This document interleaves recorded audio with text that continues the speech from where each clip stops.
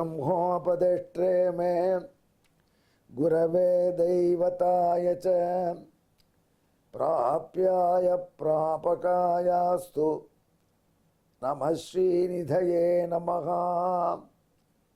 नमो वेंकटेशाय।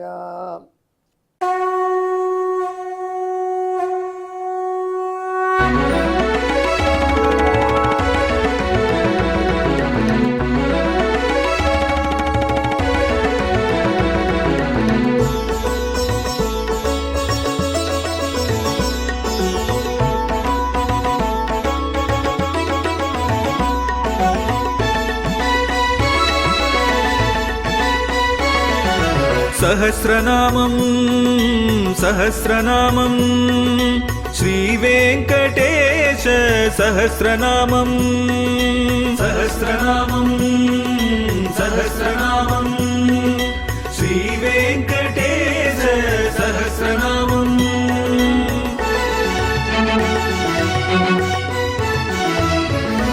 உலகில் கலிவினை தோஷம் அகற்றும் நாமம் சஹஸ்ரநாமம்.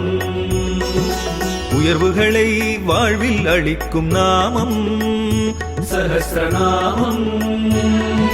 திருமலையில் தினம் அர்ச்சனை நடைபெறும் நாமம் சஹஸ்ரநாமம். திருவேங்கடனின் தரிசனம் காட்டும் நாமம் சஹஸ்ரநாமம். சகஸ்ரநாமம் சகஸ்ரநாமம் ஸ்ரீவேங்கடேச சகஸ்ரநாமம் சகஸ்ரநாமம் சகஸ்ரநாமம் ஸ்ரீவேங்கடேச சகஸ்ரநாமம்.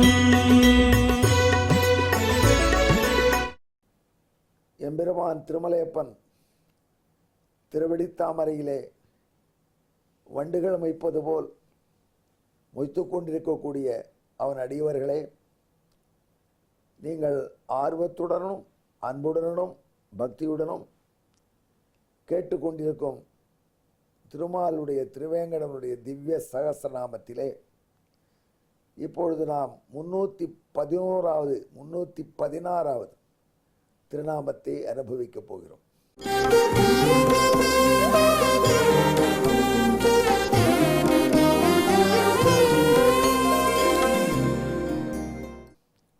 இந்த திருநாமம் பலகாரி என்பது கண்ணன் வரலாற்றின் அடிப்படையிலே சில திருநாமங்களை தொகுத்து இந்த வெங்கடேச சகஸ்ரநாமத்தில் ரசிக்கிறார் நாரதர். அதிலே இந்த 316 இப்படி வைத்திருக்கிறார் பலகாரி என்று. அது என்ன பலகாரி?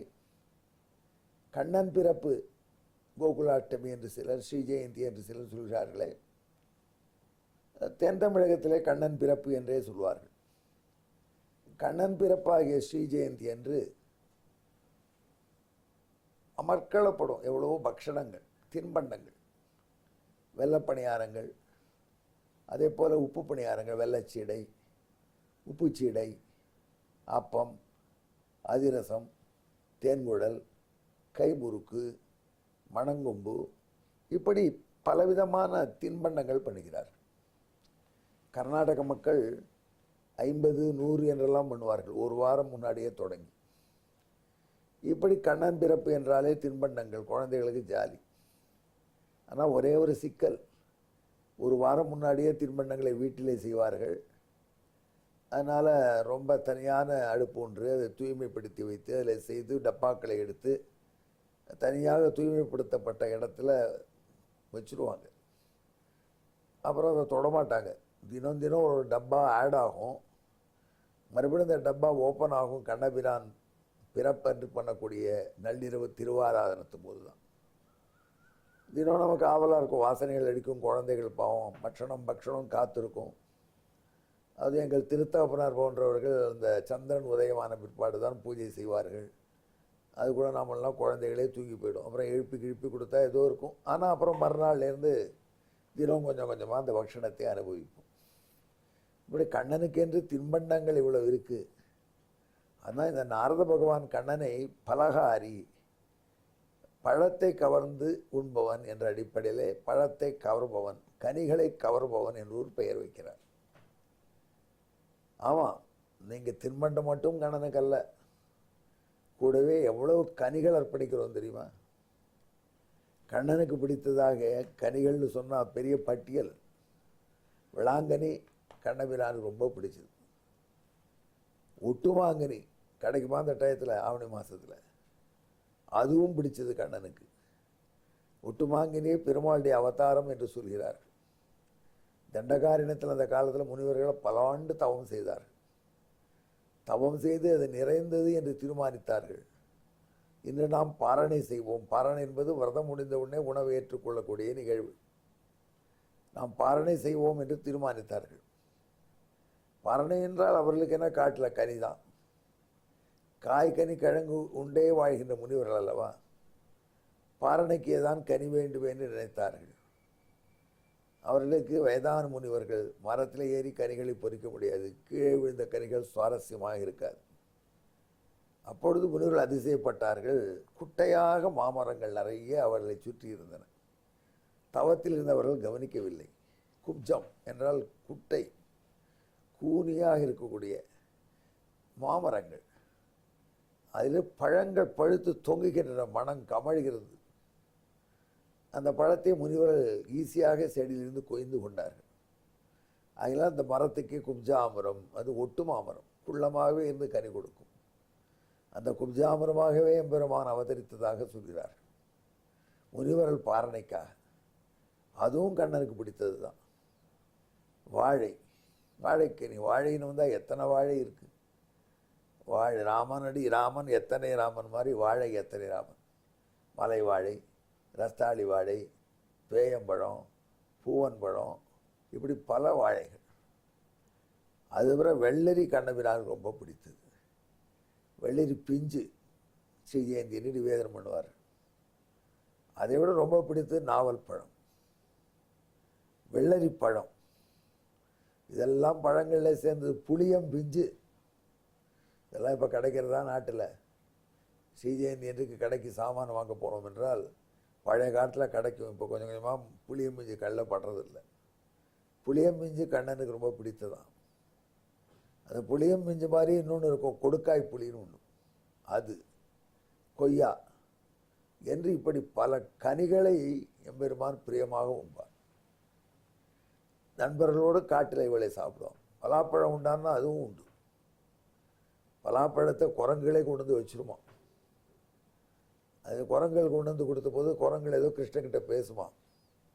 இந்த குரங்குகள் என்ன பேசுகின்றன கண்ணா என்று ஆயர் நண்பர் கேட்டால், இது பனசன் பணிமன்றத்து பலாப்பழம் என்று கண்ணன் சிரிச்சுட்டே சொல்லுவான். பனசனா? பனசன்னாலே பலாப்பழம் தானே கிருஷ்ணா என்று குழந்தைகள் கேட்கும். பனசம் என்று பலாப்பழத்துக்கு சன்ஸ்கிரிட்டில் பெயர், பலாக்கு. பனசன் பணிமன்றம், பனசன் பணிமன்றத்தில் பழம் இது என்று கண்ணன் சொல்வான். பனசன் என்று ஒரு குரங்கு, ராமாவதாரத்திலே ராமனுக்கு பணிவிடை செய்த குரங்குகளிலே அது ஒன்று. அந்த பனசன் குலத்திலே உதித்தவர்கள் பனச பலத்தை கொண்டு கண்ணனுக்கு சமைப்பார்கள். பக்குவமாக உரித்து கொண்டு குரங்குகள் கொடுக்கும். அந்த மாதிரியான பலாச்சுளைகள், இப்படி பல கனிகளை எம்பெருமான் சாப்பிட்ருக்கான். அந்த பலாப்பழம் கொண்டு வந்து குரங்குலாம் சொல்லுவான், இது பனசன் பணிமன்றம், எங்கள் முன்னோர் உனக்கு பணிவிடை செய்தார்கள் கிருஷ்ணா. அவன் பனசன் என்றே பெயரோடு ஒருத்தர் இருந்தான், அவனுடைய காணிக்கையாக ஏற்றுக்கொள் என்று குரங்கள் கொடுத்துட்டு போகும். இப்படி எம்பெருமான் பல கனிகளை உண்டு நண்பர்களுக்கும் கொடுத்து ஆனந்தமாக இருந்தான். கிருஷ்ணனுக்கு வெண்ணெய் தான் பிடிக்கும்னு நினைக்க வேண்டாம், இத்தனை பிடிச்ச ஐட்டம் இருக்கு. அப்பேற்பட்ட எம்பெருமானை கனியை கவர்ந்து உண்பவன் என்று ஒரு பெயரிட்டே நாரதர் சொல்கிறார். அந்த எம்பெருமானுக்கு சமஸ்கிருதத்தில் பலஹாரி என்ற பெயரை வைக்கிறார். பலஹாரியான எம்பெருமான் இவ்வளோ பழங்களை உண்டு அந்த செடிகளுக்கெல்லாம் ஆசீர்வாதம் பண்ணினான். அதை சிந்துவும் மகிழும் திருவேங்கடம் என்று ஆழ்வார் பாடுவார். திருவேங்கட மலையில் பூக்கள் மரத்திலிருந்து கீழே விழுமாம். சிந்து மரத்தை மரங்கள் அப்படி தரையில் விழுந்த பூக்கள் மகிழுமா, சந்தோஷப்படும். பூக்களுக்கு ஏன் மகிழ்ச்சின்னா, அந்த பூக்களை எல்லாம் எடுத்து திருமாலான எம்பெருமான் ஸ்ரீனிவாசனுக்கு மாலை தொடுப்பார். வேறு இன்னும் திருவேங்கடமலையில் வழக்கம் இருக்குது, யாருமே பூ அணிந்து கொள்ள மாட்டார். பூவெல்லாம் திருவேங்கடமுடையானுக்கு, பூமுகள் கேள்வனுக்கு. அதனால் அந்த பூக்கள் மகிழும். எந்த மனிதனுடைய ஈறு பேரு நாத்தடி கூட கூந்தலில் போகாமல் என்னப்பன் சர்வகந்தன் என்று சொல்லக்கூடிய திருவேங்கடமுடியானுடைய தோளிலும் தலையிலும் நாம் மாலையாக போகப் போகின்றோமே என்று மரத்திலிருந்து சிந்தப்பட்ட பூக்கள் மகிழக்கூடிய திருவேங்கடம் என்று ஆழ்வார் ரசிக்கிறார்.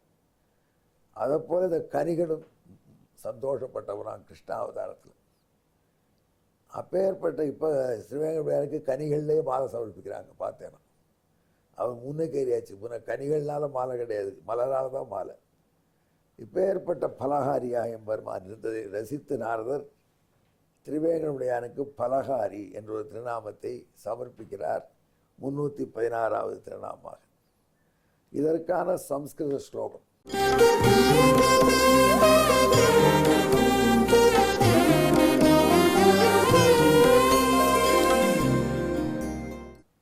கபித்த குப்ஜ சூதானாம் கதலி திரபுஷஸ்ய ச ஜாம்பவோர்வாதிகானாம் ச பலகாரி ததாக்கியகா என்று இவைகளை அபகரிப்பதனால பலகாரி என்று பெயர் பெற்றவன். இதில் திரபுஷம் என்று வெள்ளரி பிஞ்சுக்கு பெயர், ஜாம்பவம் என்று நாவல் பழத்துக்கு பெயர். அந்த அடிப்படையிலே இந்த ஸ்லோகம் அமைகிறது. அன்பர்களே, இதை தமிழிலே விளங்கனி, ஒட்டுமாங்கனி, வாழை, வெள்ளரி நாவல், வெள்ளரியின் கனி, புளியம் பிஞ்சு, கொடுக்கா புளி, கொய்யா என்றே என்றே இவைகளை உண்டு மகிழ்ந்த மாண்பின கனிகளை கவர்ந்ததால் பலகாரி பெயரா நானாமே. நிறைய பழங்கள் சாப்பிடுங்கள், ஒரு நல்லது என்று வைத்தியர்கள் சொல்கிறார்கள். அப்படி பழங்கள்லாம் நாம் சாப்பிட்டு செழுமையாக வாழ இந்த பலகாரி எம்பெருமானை தியானம் செய்து பலகாரினி நமஹா என்ற திருநாமத்தை ஜெபித்தால் அந்த வளமையை கொடுப்பான் திருவேங்கடமுடியான். எங்கே இருவர் கலந்து ஜெபியுங்கள். பலகாரிணே நமஹா, நமோ வெங்கடேசாயா. நன்றி, வணக்கம்.